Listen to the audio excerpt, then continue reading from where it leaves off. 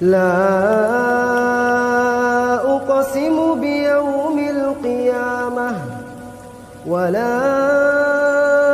أقسم بالنفس اللوامة أيحسب الإنسان أن لن نجمع عظامه بلى قادرين على أن نسوي بنانه. بسم الله الرحمن الرحيم.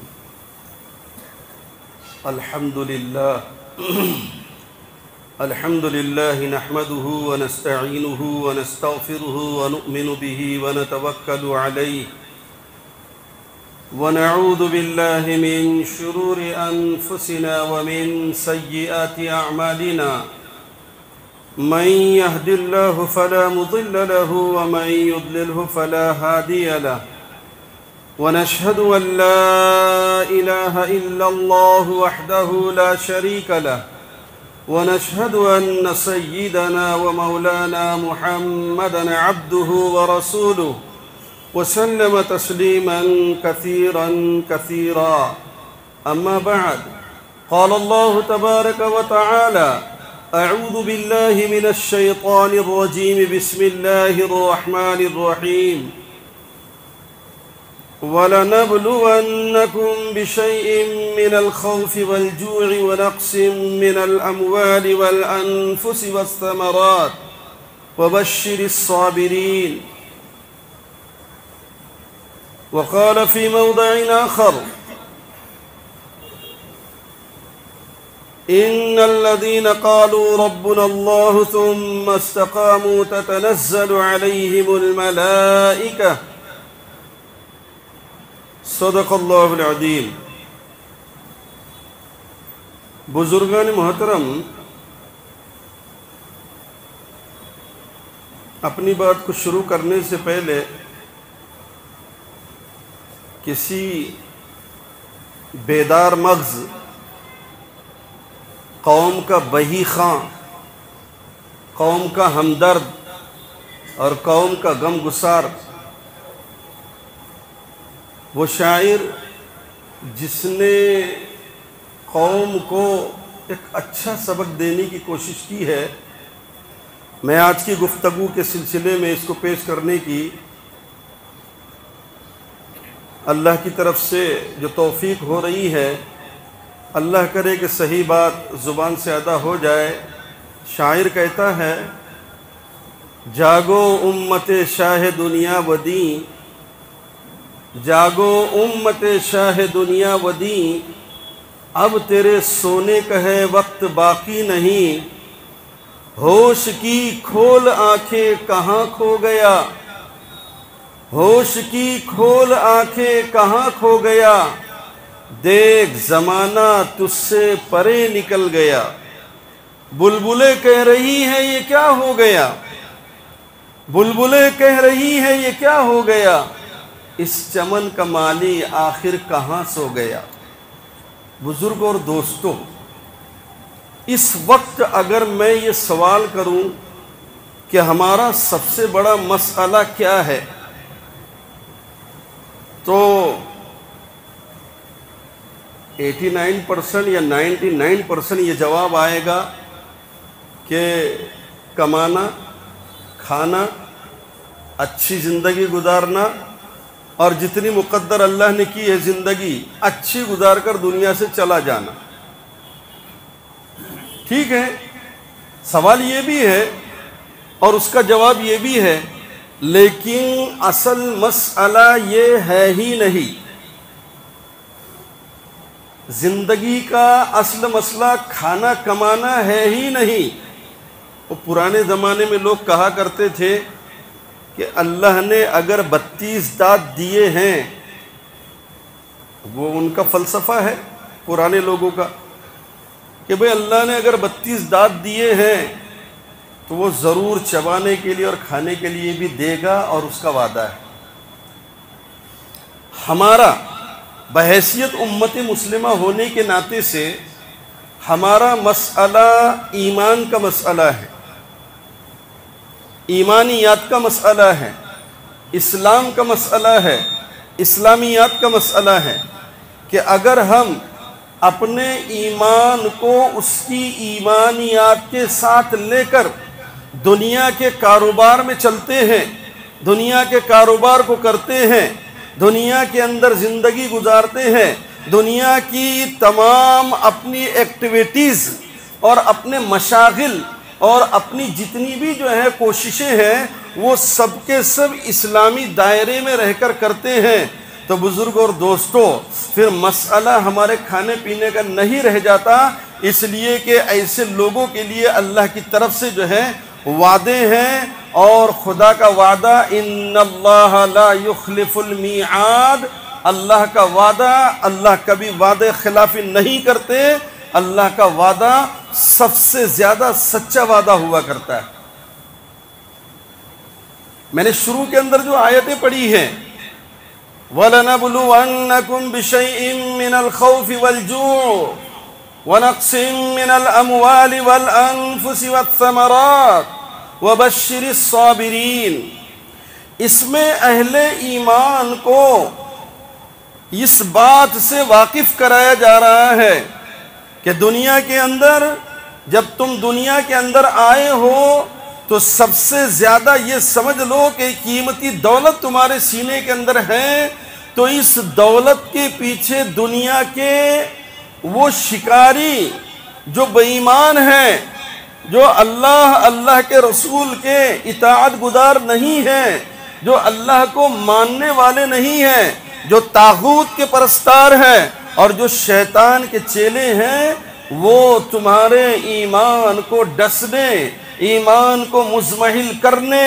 ایمان کو ختم کرنے اور ایمان کو کمزور کرنے کی کوششیں کریں گے، اور یہ کوششیں دنیا میں قیامت قائم ہونے تک دائم اور قائم رہے گی، اور ہو رہا ہے۔ اور جب ہم تاریخ کو اٹھا کر دیکھتے ہیں تو سیدنا آدم علیہ السلام سے لے کر جناب محمد الرسول اللہ صلی اللہ علیہ وسلم تک، اور جناب محمد الرسول اللہ صلی اللہ علیہ وسلم سے لے کر آج تک ہر زمانے میں یہ کوشش ہوئی ہے اور ہوتی رہے گی، اور کس کے ساتھ ہوتی رہے گی؟ جس کے سینے میں دھڑکتا ہوا ایمانی دل ہے، جس کے دل کے اندر جو ہے ایمان کی شمع روشن ہے، جس کے ہاتھ میں ایمان اور اسلام کا چراغ ہے، یہ انہی کے ساتھ ہوتا رہے گا۔ ستیزہ کار رہا ہے ازل سے تا امروز، اقبال فرماتے ہیں ستیزہ کار رہا ہے ازل سے تا امروز، چراغ مصطفی سے شرار بولہبی۔ یہ ہر زمانے میں سنگھرش چلے گا، حق اور باطل سامنے آتے رہیں گے، باطل بھی آئے گا اپنی پوری قوت کے ساتھ آئے گا، باطل آئے گا اپنی پوری طاقت کے ساتھ آئے گا، باطل آئے گا اپنے لاہو لشکر کے ساتھ آئے گا۔ حق ہر زمانے میں تعداد کے اعتبار سے بھی کم رہا ہے، طاقت کے اعتبار سے بھی کم رہا ہے، اور یہ اس مالک اور خالق کی مصلحت ہے کہ وہ حق کو غالب کرنا چاہتا ہے، اور یہ دنیا کو بتلانا چاہتا ہے کہ دنیا کا لاہو لشکر، دنیا کی تمام تر طاقتیں، دنیا کی تمام تر قوتیں، دنیا کی تمام تر ٹیکنالوجی طاقتیں اور دنیا کی تمام قوتیں، وہ سب کے سب اللہ رب العزت کے سامنے وہ انتہائی کمزور ہیں۔ ان اوہن البیوت لبیت العنکبوت، مکڑی کے جالے سے زیادہ اس کی حیثیت نہیں ہے۔ میں یہ تمہیدی بات آپ کو اس لیے بتا رہا ہوں بزرگ اور دوستو کہ ہر زمانے کے اندر جو ہے اہل ایمان کے ساتھ ایمان کا قبول کرنا کوئی پھولوں کی سیج پر چلنا نہیں ہوتا، ایمان پر قائم رہنا کوئی جو ہے بہت آسان کام نہیں ہے۔ کسی نے کہا تھا یہ شہادت گہے الفت میں قدم رکھنا ہے، یہ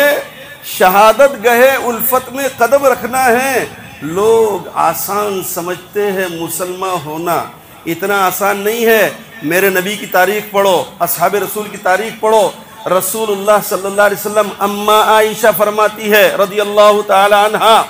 ہلال ثم الہلال ثم الاہلہ، اتنا آسان نہیں ہے۔ حضرت عائشہ فرماتی تھی کہ ایک چاند، دو چاند اور کبھی کبھی تیسرا چاند ثم الاہلہ گزر جاتا اور ہمارے پاس جو ہے چولہا جلانے کا، یعنی ہمارے گھر میں چولہا نہیں جلتا اور دو ہلکی چیزوں پر پانی اور کھجور پر ہمارا گزر ہو جاتا۔ وہ پیغمبر اعظم، وہ رسول اکرم، وہ محترم، وہ مکمل اور وہ مکرم اور وہ اجمل احسن اور اطیب اطہر نبی ابھی دنیا چاند پر گئی۔ اور بڑی خوشی کی بات ہے کہ ہندوستان کا جو ہے چندریان 3 وہ چاند کے اوپر لینڈ کر چکا ہے، چاند کی زمین پر لینڈ کر چکا ہے۔ اللہ کرے کہ اس سے زیادہ ترقی ہمارے ملکوں کو جو ہے حاصل ہو۔ ہم کو بھی بڑی خوشی اور ہم کو خوشی منانا چاہیے۔ اور ایک خوشی کی بات ہے کہ اللہ نے اس کے اندر بھی جو کمیٹی ہے اور جو سائنٹسٹ اس کے اندر ہے، اس میں ہمارا ایک بندہ جو ہے کھتولی ضلع کا، ہمارے یو پی علاقے کے جو ہے کھتولی ضلع کا محمد عریب نام کا جو ہے نوجوان بھی ہے، جس کو اللہ تبارک و تعالیٰ نے قبول کیا ہے۔ بہرحال بات دوسری طرف جائیں گی، میں یہ عرض کر رہا تھا کہ وہ پیغمبر علیہ السلام اتنا مکرم، اتنا محترم اور اتنا جو ہے مقبول الہی، کتنے مقبول تھے اللہ کے نبی صلی اللہ علیہ وسلم۔ ارے ہاتھ اٹھائے تو دنیا کی کایا پلٹ جائے، وہ انگلی اٹھائے تو چاند کے 2 ٹکڑے ہو جائیں۔ اب یہ لوگ پہنچے ہیں انشاءاللہ ثم انشاءاللہ 71 یا 70 کے اندر جو امریکی جو ہے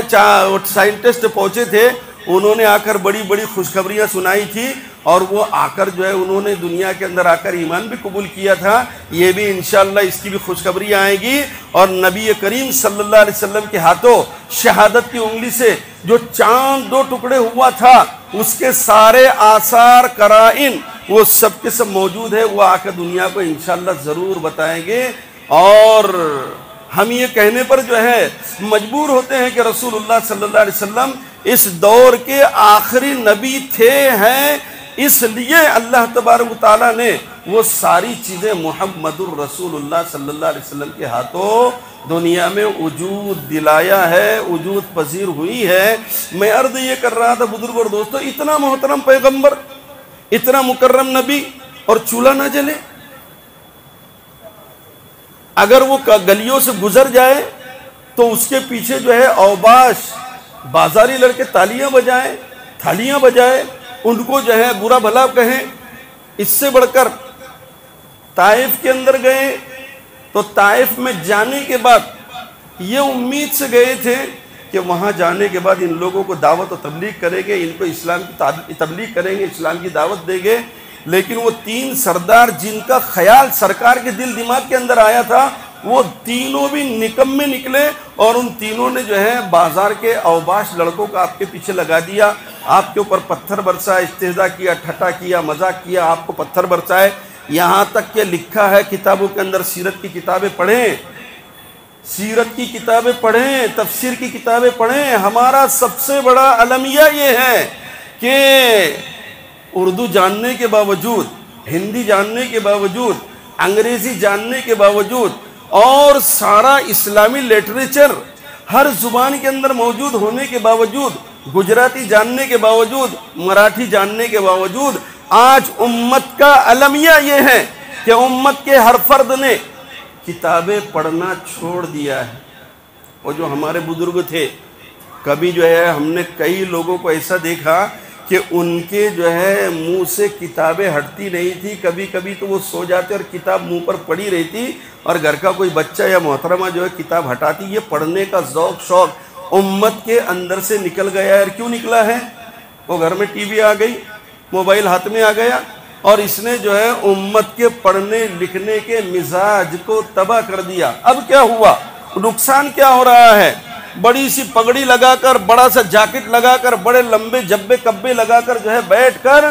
ڈیبیٹ ہو رہی ہے اور ڈیبیٹ کے اندر غلط سیرت رسول کو جو ہے غلط طریقے سے بیان کیا جا رہا ہے۔ اور ہمارا اپنا جو ہے مزاج یہ ہے کہ جو ہمارے سامنے آ گیا ہم نے اس کو جو ہے بہت آسانی سے ایکسیپٹ کر لیا، قبول کر لیا۔ میں عرض یہ کر رہا ہوں بزرگوں اور دوستوں کہ تاریخ پڑھیں، سیر پڑھیں، سیرت کی کتابیں پڑھیں۔ ہم کو نظر آئے گا کہ محمد الرسول اللہ صلی اللہ علیہ وسلم جن کے ہم نام لیوا ہیں اور جن کی محبت کے بغیر ہم کو چارہ کار نہیں ہے، یہ پیغمبر تو اتنے مقام، اتنے مرتبے اور اتنے عزت والا تھا اللہ کی نظر میں کہ اگر یہ ہاتھ کی انگلی اٹھاتا چاند 2 ٹکڑے ہو جاتے۔ طائف کے اندر پہنچتا ہے اور طائف کے اندر جو ہے لوگوں نے آپ کے ساتھ جو سلوک کیا ہے، روایتوں کے اندر آتا ہے کہ تاک کر، تاک کا مطلب ہوتا ہے نشان لگا کر ان لوگوں نے پتھر تو برسائے، ٹخنے کو اور نیچے پیروں کو جو ہے تاک کر نشانہ بنایا ہے، جس سے ایسا ہوا کہ آپ کا خون جو ہے گرا، جوتیوں میں جم گیا۔ جب زیادہ خون گر گیا تو سرکار دو عالم صلی اللہ علیہ وسلم بے ہوش ہو گئے، کالی کملی والا بے ہوش ہو جاتا ہے۔ حضرت سیدنا زید بن حارثہ آپ کے ساتھ ہے، وہ آپ کو گودی میں اٹھاتے ہیں اور پیچھے سے پھر اوباش پتھر برسا رہے ہیں اور آپ کو لے کر وہ جو ہے ایک باغ کے اندر چلے جاتے ہیں۔ قصہ مختصر یہ کہ اتنا پاک مکرم محترم پیغمبر، اتنا مقبول الہی، اتنا خاصہ نے خدا، جس کا مقام اور مرتبہ بعد از خدا بزرگ تو ہی، قصہ مختصر اللہ کے بعد اللہ کا رسول ہی ہے۔ اتنی بڑی شخصیت کا جو امتحان لیا گیا اور جو آپ کو جو ہے آپ کے پیچھے جو ہے مصیبتوں کا ایک جال بچھایا گیا، کیا وہ اللہ جو 21 سال کے بعد، یعنی 13 سال جو ہے مکہ کے اور 8 سال جو ہے آپ کے فتح مکہ کے، یہ جو 21 سال کا عرصہ گزرا ہے محمد الرسول اللہ صلی اللہ علیہ وسلم کا، یہ وہ عرصہ تھا کہ سارے جتنے بھی جو ہے اوباش اور جتنے بھی پریشان کرنے والے اور جتنے بھی آپ کے منکر تھے، آپ کو ستانے والے تھے، وہ 21 سال کے بعد آ کر وہ آپ صلی اللہ علیہ وسلم کے پاس جو ہے نکمستک ہو جاتے ہیں، سجدہ ریز ہو جاتے ہیں، اپنی جبیں جھکا لیتے ہیں، آپ کے چرنوں میں بیٹھ جاتے ہیں، آپ کے قدموں میں بیٹھ جاتے ہیں، اپنی جو ہے جھولی پسار کر آپ سے معافی کا طلبگار ہوتے ہیں، معافیہ مانگتے ہیں، ایمان قبول کرتے ہیں۔ میں جس بات کی طرف آپ کو اشارہ کر رہا ہوں کہ یہ پیغمبر اتنا مقبول، 21 سال کے بعد اس کو راحت ملتی ہے۔ 21 سال سے پہلے یہ 21 سال کا زمانہ، کیا اللہ تبارک و تعالیٰ اس پر قادر نہیں تھے کہ آپ جو ہے مکہ میں صفا کی پہاڑی پر کھڑے ہوئے ہیں اور آپ نے کہا یا ایھا الناس قولوا لا الہ الا اللہ تفلحوا، تو کیا اللہ تبارک و تعالیٰ اس وقت سارے مکہ والوں کو یہ توفیق نہیں دے سکتے تھے کہ وہ جا کر جو ہے جو کام 21 سال بعد ہونے والا ہے وہ اب محمد الرسول اللہ کے ہاتھ پر ایمان قبول کر لیں اور مومن بن جائیں، مومن صادق بن جائیں؟ وہ کام جب بھی تو ہو سکتا تھا، لیکن اس وقت اللہ نے نہیں کرایا۔ مفسرین لکھتے ہیں، میں اس نقطے کی طرف آپ کا دھیان مرتکز کرنا چاہتا ہوں، اس نقطے کی طرف آپ کے دھیان کو جو ہے لگانا چاہتا ہوں کہ جو کام 21 سال بعد ہوا ہے وہ 21 سال پہلے بھی ہو سکتا تھا، نہیں ہوا۔ 21 سال کے بعد ہوا، فتح مکہ ہوا، اور مکہ فتح ہونے کے بعد مکہ کے عرب کے جتنے دگج بڑے بڑے سورما تھے، سب کے سب آپ کے پاس آ کر جو ہے وہ اسلام قبول کرتے ہیں، اور اس کے بعد جو ہے ایک شان اسلام کی ظاہر ہوتی ہے۔ اذا جاء نصر اللہ والفتح وَرَأَيْتَ النَّاسَ يَدْخُلُونَ فِي دِينِ اللَّهِ أَفْوَاجًا، وہ اسلام کی شان کا اظہار ہوتا ہے اور لوگ جوک در جوک اسلام میں داخل ہوتے ہیں۔ تو کیا 21 سال پہلے وہ کام نہیں ہو سکتا تھا؟ کیوں اتنے پاک پیغمبر کو جو ہے اللہ تبارک و تعالیٰ نے پتھروں سے پتھریں کھلوائیں؟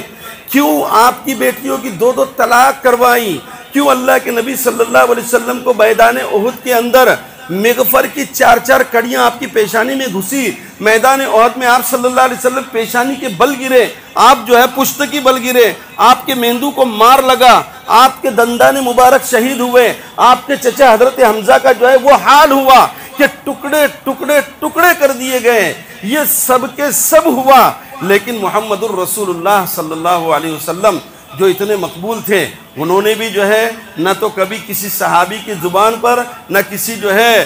صحابیہ کی زبان پر، نہ کسی جو ہے اور کی زبان پر، اور نہ ہی محمد الرسول اللہ کی زبان پر جزا فضا کے الفاظ آئے، اور کبھی انہوں نے جو ہے، حالانکہ پیشکش کیا کی گئی تھی؟ ایسی پیشکشیں کی گئی، ایسی پیشکشیں کی گئی کہ اگر ایمان مضبوط نہ ہوتا ایمان پختہ نہ ہوتا تو بزرگ اور دوستو ایمان سے پھر جانا بہت آسان تھا، ایسی ایسی پیشکشیں تھی۔ آج کے دور میں سب سے اہم مسئلہ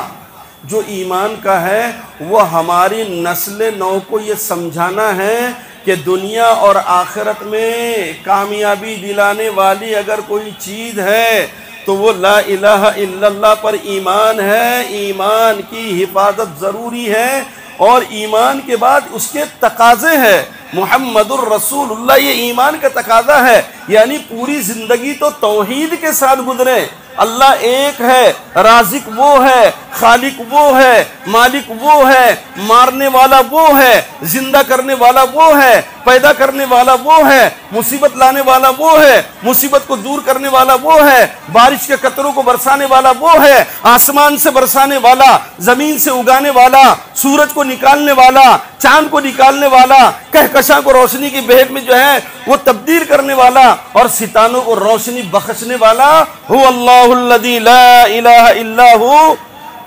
وہ اللہ ایک ہے، تنے تنہا ہے۔ ہم تو ناریل پھوڑنے کے چکر میں نہ جانے کہاں چلے گئے۔ ہم اپنے ایمان کو جو ہے مضبوط بنائیں، مسائل بہت جلدی آسان ہوں گے۔ اب میں اپنی اصلی بات پر آ رہا ہوں کہ جو محمد الرسول اللہ کو تکلیف دی گئی، میرے اور آپ کو تو ایسی تکلیف نہیں ہے الحمدللہ، لیکن ایمان پر ڈاکہ ڈالا جا رہا ہے۔ مشکلات جو ہے وہ ہمارے سامنے بھی ہے۔ میں نے کہا ہے یہ شہادت گہے الفت میں قدم رکھنا ہے، یہ شہادت گہے الفت میں قدم رکھنا ہے۔ لوگ آسان سمجھتے ہیں مسلمان ہونا، اس آسانی کو کہ جو لوگوں نے سمجھ لیا ہے، اللہ تبارک و تعالیٰ نے پہلے فرمایا وَلَنَبْلُوَنَّكُمْ، اور اس مولانا بیٹھے ہیں جانتے ہیں ان آیتوں کا مصداق مسلمان ہے، مسلمانوں سے کہا جا رہا ہے وَلَنَبْلُوَنَّكُمْ، ہم ضرور بھی ضرور تم کو آزمائیں گے۔ یہاں پر یہ عربی جاننے والے بیٹھے ہیں مفسر اور جو ہے یہ مدارس کے اندر پڑھانے والے جانتے ہیں کہ یہاں پر اللہ نے ایک تاکید نہیں دو تاکیدیں دے کر بیان فرمایا ہے۔ ایک تو ہے لام تاکید، دوسرا ہے نون تاکید۔ مطلب جب ہم کو یہ بولنا ہے کسی چیز کو کہ بھئی یہ کام مت کر، ارے یہ کام مت کر، تجھ کو چاہیے کہ تو ضرور بھی ضرور یہ کام نہ کرے، یعنی اس طریقے سے جب ہم تاکید کرتے ہیں تو عربی کے اندر اس کے لیے کہا جاتا ہے، قرآن نے اس کو بیان کیا وَلَنَبْلُوَنَّكُمْ بِشَيْءٍ مِّنَ الْخَوْفِ، قرآن کہتا ہے ہم ضرور بھی ضرور تم کو آزمائیں گے۔ کیسے آزمائیں گے؟ اور قرآن کا حکم قیامت تک کے چلنا ہے، قرآن قیامت تک کے باقی ہے۔ ساری دنیا کی انسان، ساری دنیا کی باطل طاقتیں اور ساری دنیا کے باطل پرست اگر قرآن کے ایک حرف کو بھی جو ہے بدل نہ جائے، بے حرمتی تم کر سکتے ہو، جلا تم سکتے ہو، اس کی بے حرمتی تم کر سکتے ہو، لیکن اس کا وبال بھی جو ہے تم کو پہنچے گا، یقیناً پہنچے گا۔ یہ اللہ کا کلام ہے، لیکن نہ یہ گھٹے گا نہ مٹے گا اور نہ کم ہوگا۔ جو شوشہ میرے نبی کے عہد میں جبرائیل علیہ السلام نے نبی کے اوپر اتارا تھا، جو نقطہ نبی کے زمانے میں اترا تھا، جو زبر نبی کے زمانے میں اترا تھا، جو زیر نبی کے زمانے میں اترا تھا، حاشا وکلا قیامت قائم ہو جائے گی، نہ زیر میں فرق آئے گا، نہ زبر میں فرق آئے گا، نہ پیش کے اندر فرق آئے گا۔ یہ یقین میرا اور آپ کا ہونا چاہیے، اور دیکھا ہے دنیا نے۔ تو میں یہ کہہ رہا تھا کہ وَلَنَبْلُوَنَّكُمْ بِشَيْءٍ مِّنَ الْخَوْفِ، اللہ لائے گے ایسے حالات، دنیا پر مسلمانوں میں ایسے حالات آئیں گے ایسے حالات کہ کبھی خوف ڈال دیا جائے گا کہ میں جاؤں گا سفر کروں گا تو میرے ساتھ کیا ہوگا، کہیں جو ہے کوئی حادثہ نہ ہو جائے، ہو رہے ہیں حادثے، کہیں میں جو ہے راستے سے چلوں گا تو کہیں کوئی آ کر جو ہے حملہ نہ کر دے۔ یہ جو ہے وَلَنَبْلُوَنَّكُمْ بِشَيْءٍ مِّنَ الْخَوْفِ وَالْجُوعِ، بھوک کا خوف ہم ڈال دیں گے، بائیکاٹ کریں گے لوگ، میں ان کا بائیکاٹ کرو، نہ ان سے لینا نہ ان سے دینا، ہوگا، قرآن کہتا ہے ہوگا۔ وَلَنَبْلُوَنَّكُمْ بِشَيْءٍ مِّنَ الْخَوْفِ وَالْجُوعِ وَنَقْصٍ مِّنَ الْأَمْوَالِ، مال بھی کم ہوں گے، بارشیں روک دی جائے گی، کبھی ایسا بھی ہوگا، اور کبھی ایسا ہوگا کہ مال ہوگا لیکن فسادات کی نظر ہو جائے گا، پھر وہ جو کل کا کروڑ پتی تھا وہ کروڑ پتی بھی ہو جائے گا، لیکن ہوگا، اور کس کے ساتھ ہوگا؟ وَلَنَبْلُوَنَّكُمْ بِشَيْءٍ مِّنَ الْخَوْفِ وَالْجُوعِ وَنَقْصٍ مِّنَ الْأَمْوَالِ وَالْأَنفُسِ، جان کا بھی خطرہ ہوگا، جانیں بھی جائے گی، وَالثَّمَرَاتِ، یہاں پر مفسرین نے ثمرات سے جو ہے اولاد کا بھی جو ہے تذکرہ کیا ہے کہ اس سے مراد اولاد ہے، یعنی اولاد بھی تمہاری جو ہے وہ تمہاری جان بھی جائے گی، اولاد بھی ضائع ہوگی۔ لیکن آگے قرآن نے کہا یہی اس وقت ہمارا موضوع ہے کہ ہم اپنی آل اولاد کو، اپنے گھر میں رہنے والوں کو ایمان پر جمانے کی کوشش کریں، اس لیے کہ یہ ساری چیزوں کے مقابلے کے لیے قرآن نے ہم کو نہتے نہیں چھوڑا، سرکار دو عالم صلی اللہ علیہ وسلم نے ہم کو خالی ہاتھ نہیں چھوڑا، بلکہ فرمایا وَبَشِّرِ الصَّابِرِينَ، ایسے لوگ جو اس طریقے سے آزمائے گئے، فرمایا کہ ان کو بشارت دے دیجئے، کائے کی صبر کرنے والوں کو بشارت دے دیجئے۔ بشارت یہی ہوگی کہ جب وہ اپنے کام پر جم جائیں گے، اپنے ایمان پر ڈٹ جائیں گے، اپنے ایمان پر ثابت قدم ہو جائیں گے، تو جیسے سرکار دو عالم صلی اللہ علیہ وسلم کو 21 سال کے بعد فتوحات کا زمانہ گزرتا ہے اور فتوحات ہوتی ہے، ایک نکتہ اور یہ ہے کہ رسول اللہ صلی اللہ علیہ وسلم نے طائف، یعنی 11واں سال تھا آپ صلی اللہ علیہ وسلم کی نبوت کا، اور آپ صلی اللہ علیہ وسلم طائف گئے، جب تک یعنی 11 سال تک آپ صلی اللہ علیہ وسلم کے اتنے مصائب کے بالمقابل بظاہر کوئی مدد نظر نہیں آتی۔ بعض لوگ لکھتے ہیں کہ سیدنا عمر رضی اللہ تعالیٰ عنہ کو جو ہے اللہ نے ایمان کی جو ہے دولت دی اور یہ ایک طریقے کی مدد تھی، لیکن جب آپ صلی اللہ علیہ وسلم طائف کے بعد یہ مشکلات کا دور جو ہے گزار کر آتے ہیں، تو پہلی جو ہے مدد ہوتی ہے کہ عتبہ، وہ جو ربیعہ کا لڑکا تھا، جس کا باغ تھا، جس باغ میں آپ گئے تھے، وہ آپ کا خاندانی دشمن تھا، لیکن انہیں جب آپ کو دیکھا تو وہ بھی جو ہے وہ بھی پسیج گیا، اس نے انگور کے خوشے لیے اور ایک تشت میں رکھا اور اپنے غلام کو کہا کہ جا کر جو ان کو دے، اور یہ کہنا کہ جو یہ ربیعہ نے دیا ہے رشتہ داری کا واسطہ، اس کو واپس مت کرنا۔ اللہ کے نبی نے بسم اللہ کہہ کر کھایا، اور اسی بسم اللہ کی وجہ سے وہ جو غلام تھا عداس، اس نے ایمان قبول کیا کہ یہ چیز تو ہم نے یہاں نہیں سنی تھی اور آپ یہاں کہہ رہے ہیں۔ تو اللہ کے نبی نے فرمایا کہ جی ہاں، یہ جو ہے ہم کو حکم ہے، میں نبی ہوں، اور پھر اس نے بھی حضرت یونس کے نام پر جو اللہ کے نبی کے ہاتھ پر ایمان قبول کیا۔ یہ پہلی مدد تھی اللہ تبارک و تعالیٰ کی طرف سے۔ پھر اس کے بعد جو ہے امداد اللہ کی طرف سے شروع ہوئی ہے۔ تو بولنا یہ ہے کہ مصائب آئیں گے، آج جو حالات جو کیفیت ہے وہ مصائب کی ہے، لیکن یہ ہمیشہ نہیں رہیں گے، بہت جلدی۔ یہ ایک سیلاب ہے۔ سیلاب کیا ہوتا ہے؟ آیا، رک گیا، چلا گیا۔ ہوا کا جھونکا ہے، آیا اور جو ہے نکل گیا۔ یہ ہمیشہ رہنے والے نہیں، ہمیشہ رکھنے والی چیز جو ہے وہ دل کو ایمان کی روشنی سے منور رکھیے گا، اور دل کو ایمان کی روشنی سے روشن کیجئے گا۔ اپنے ہاتھوں میں ایمان کے چراغ لے کر، قرآن کا چراغ لے کر، علم کا چراغ لے کر جب ہم اپنے ایمان پر قائم رہیں گے تو قرآن کہتا ہے ان الذین قالوا ربنا اللہ ثم استقاموا تتنزل علیہم الملائکہ۔ استقامت، صبر کا ایک مطلب ہوتا ہے مصابرہ، یا ایھا الذین آمنوا اصبروا وصابروا ورابطوا۔ مصابرہ کہتے ہیں اپنے ملک کی سرحد کے اوپر جم جانا۔ صبر کی جو حد ہے، جہاں آدمی جو ہے پیمانہ کھو سکتا ہے، اس وقت جو ہے اس کو اپنے ایمان پر ڈٹ جانا، ایمان پر جم جانا، صبر اس کو کہتے ہیں۔ ہم نے صبر کا مفہوم اتنا لیا ہے کہ مصیبت آئی تو رو لینا، آنسو بہا دینا اور جو ہے واویلا کر لینا، یہ بھی صبر ہے۔ مر جائے کوئی تو اس پر آنسو بہا کر خاموش ہو جانا، یہ بھی صبر ہے۔ لیکن صبر کا اصل مفہوم ہے ایمان کی سرحد پر جا کر ڈٹ جانا، قائم رہنا۔ جہاں پر ایمان پر بلا، مصیبت اور آفت آئے، وہاں پر ایمان کو گلے سے لگانا اور ایمانیات پر چلنا۔ بزرگوں اور دوستو، یہ صبر کا مفہوم ہے، اور صابرین کو اللہ تبارک و تعالی بشارت دیتے ہیں۔ دوسری آیت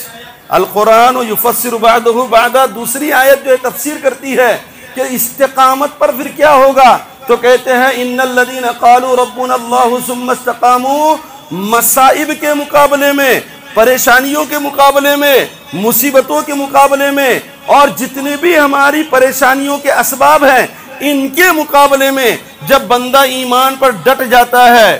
یعنی ایمان کے منافی جو چیزیں اس کے سامنے آتی ہیں وہ ان کو ترک کرتا ہے، ان کو چھوڑتا ہے، اور وہ یہ کہتا ہے کہ نہیں، میرے رب نے مجھ کو اس سے منع کیا ہے، اور وہ رب کی اور رب کے مہربان رسول کی، اپنے پیارے پیغمبر کی بات پر جم جاتا ہے، تو بزرگ اور دوستو قرآن کہتا ہے کہ ان الذین قالوا ربنا اللہ ثم استقاموا، وہ لوگ جنہوں نے کہا کہ ہمارا رب اللہ ہے اور وہ اس پر جم گئے، فرمایا کیا ہوگا؟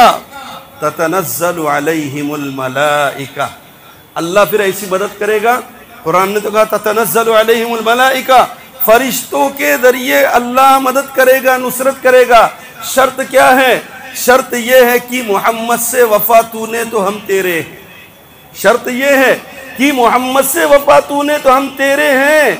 یہ جہاں چیز ہے کیا لوح و قلم تیرے ہیں، اور اگر صرف ایمان ایمان ایمان بول کر ایمانیات پر ہم کبھی نہیں جمے، ہماری نمازیں درست نہ ہوئی، ہمارا کلمہ جو ہے ایک دوسرے کو پہنچانے کے لیے ہم نے کبھی جو ہے محنت نہ کی، اور کبھی ہم نے قرآن مجید کو اپنے گھر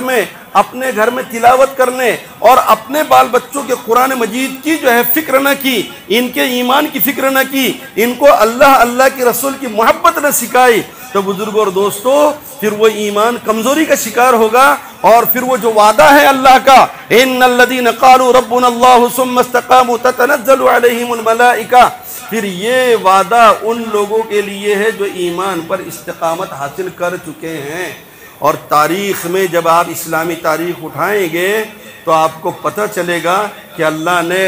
آدم علیہ السلام سے لے کر آج تک اور قیامت تک کے وعدہ کیا ہے کہ انشاءاللہ ثم انشاءاللہ ہر زمانے میں اچھے سچے ایماندار لوگوں کو کامیابی ملے گی۔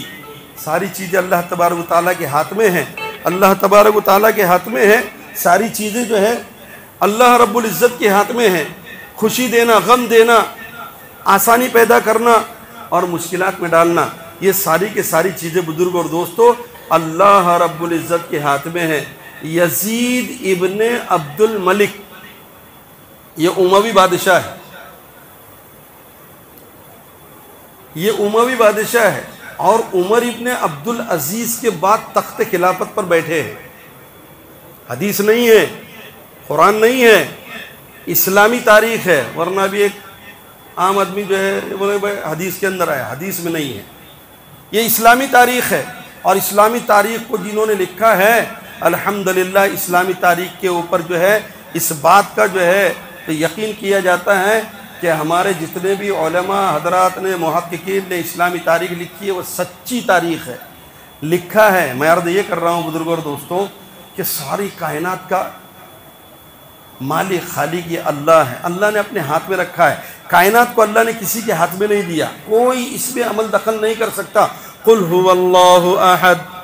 اللہ الصمد لم یلد ولم یولد ولم یکن لہ کفوا احد، کوئی شریک حال نہیں ہے، کوئی سہیم نہیں ہے، ساجی نہیں ہے۔ سورج کو نکالنا ہے صرف اللہ کا کام ہے۔ ساری دنیا کی ٹیکنالوجی مل جائے، ساری دنیا کی طاقتیں مل جائے، ساری دنیا کی طاقتیں، علم کی، سائنس کی طاقتیں مل جائیں، وہ سورج کو نکالنا تو بہت دور کی بات ہے۔ ارے نکلے ہوئے سورج کی دھوپ کو چھاؤں میں تبدیل کرنا یہ بھی اس کے بد کی بات نہیں ہے، ساری دنیا کی طاقتیں مل کر۔ تو یہ یزید ابن عبد الملک جو ہے اس نے سوچا کہ بھائی لوگ کہتے ہیں کہ بادشاہوں کو آرام نہیں ملتا، بادشاہوں کو سکون نہیں ملتا، میں دیکھتا ہوں اس بادشاہ کو سکون کیسے نہیں ملتا۔ وہ بادشاہ تھا، اس نے اپنی مملکت کے اندر اعلان کرا دیا کہ کوئی بھی آدمی جو ہے فلاں فلاں تاریخ مقرر کر دی، صبح سے لے کر شام تک میرے پاس کوئی مسئلہ نہ لائے۔ وزیروں کو سمجھا دیا اور کہا کہ ایک روم جو بہت بڑا اس کا محل تھا، اس محل کے اندر جو ہے وہ ساری آرام کی چیزیں وہاں پر مہیا کر دی، اور اس کی جو بیویوں میں سے یا باندی میں سے اس کی سب سے زیادہ جو باندی اس کو محبوب تھی، اس باندی کو وہ لے کر کمرے میں صبح سے شام تک بولا کہ اب تو کوئی ٹینشن نہیں ہونا چاہیے، میں دیکھتا ہوں کہ کیسے جو ہے خوشی نصیب نہیں ہوتی۔ اس کا دعویٰ ہے اور وہ مملکت اسلامیہ کا خلیفہ ہے، اور مملکت کوئی ایک جو ہے ایشیا یا یہ چھوٹا موٹا جو ہے ایریا نہیں، 22 لاکھ مربع میل تو حضرت عمر کے زمانے میں تھی۔ اس کے بعد جو ہے قیصر و کسریٰ کے سارے ممالک جتنے تھے وہ بھی جو ہے اموی سلطنت دنیا میں بہت بڑی سلطنت ہو کر گزری ہے، یہ اس کے رہنما، اس کے بادشاہ، اس کے خلیفہ تھے۔ کمرے میں چلے گئے، باندی ساتھ میں ہے، سب سے زیادہ دل اسی پر جو ہے تو اس کا تھا، اس کو ساتھ میں لے لیا۔ کھانے پینے کے لوازمات وہاں پر موجود ہے، ساری چیزیں موجود ہے، عیش پرستی کے سارے انتظامات کر لیا۔ بیٹھا ہے، باتیں ہو رہی ہے، اور جو ہے مشغول ہے، مصروف ہے، باتیں ہو رہی ہے، عشق محبت اور پیار کی باتیں ہو رہی ہے، ایک دوسرے کو کھلانا چالو ہے۔ انگور اور انار کے جو ہے ایک دوسرے کو تحفے دیے جا رہے ہیں۔ انگور اور انار کا ایک دانہ یا انگور کا ایک دانہ اس نے جو ہے اپنی جو ہے باندی کے منہ میں ڈالا، اور ڈالنے کے بعد جو ہے کوئی ایسی بات اس نے کہی جس سے جو ہے اس کو ہنسی آ گئی۔ نقطہ یاد رکھیے، اس نے یہ کہا کہ کون کہتا ہے کہ بادشاہوں کو جو ہے سکون نہیں ملتا؟ آج میں دیکھتا ہوں سکون کیسے نہیں ملتا، سب کو منع کر دیا۔ اب کوئی ادھر پھٹکتا ہی نہیں ہے، وزیر کھڑے ہوئے ہیں، کسی نے آنا نہیں، اور کوئی بات میرے کان تک، چاہے مملکت میں کچھ بھی ہو جائے، میرے کانوں تک کوئی بات غلط آنا نہیں چاہیے، میرے عیش عشرت آرام سکون کے اندر خلل نہیں ہونا چاہیے۔ اب دیکھیے، وہ انگور کا دانہ اس کے منہ میں اس نے ڈالا اور کوئی بات کہی اور اس نے ہنسا، یہ انگور کا دانہ یا انار کا دانہ جو ہے نکل کر راستہ بھٹک گیا، وہ ناک کی نالی میں جا کر اٹک گیا۔ 2 منٹ کے اندر فیصلہ ہو گیا۔ وہ وہیں اس نے جو ہے ہاتھ پیر جو ہے آگے پیچھے کیے۔ اب جو ہے اس نے دیکھا اس کی حالت تو اس کا دماغ معوف ہو گیا۔ اب یہ کیا کرے، اس کو کچھ سمجھ میں نہیں آ رہا۔ وہ اس کے سامنے تڑپتے تڑپتے انتقال اس کا ہو گیا، وہ مر گئی۔ اس کے مرنے کے بعد یہ خود بھی جو ہے اب ایسا غم کے اندر مبتلا ہوا کہ نہ دروازہ کھولتا ہے اور نہ جو ہے کچھ کہتا ہے، یہ بھی گمسم ہے، اس کے دماغ کی جو ہے وہ رگیں پھٹ گئی، وہ چلے گیا، وہ بھی کھو گیا۔ وہ غم جو بیوی کا تھا، باندی کا تھا، اس کو اتنا شدید ہوا کہ یہ خود بھی جو ہے پاگل ہو گیا۔ اب دروازہ کھولتا نہیں، 1 دن 2 دن 3 دن، تو اب اندر سے بدبو آنے لگی اور لوگوں کو تشویش ہوئی کہ 3 دن ہو گئے اور ابھی تک کے دروازہ تو کھٹکھٹایا تو کھولنے کا نام نہیں۔ دروازہ توڑا گیا، اور توڑنے کے بعد میں جو ہے بزرگوں اور دوستوں جب دیکھا گیا تو وہ جو ہے پاگل جیسا کر رہا ہے، بیوی باندی مر کر پڑی ہے، لوگوں نے جیسے تیسے اس کو جو ہے کفنایا دفنایا۔ یہ بھی 2 مہینے تک جو ہے پاگل پن میں رہا، اور اس کے بعد یہ بھی انتقال کر گیا۔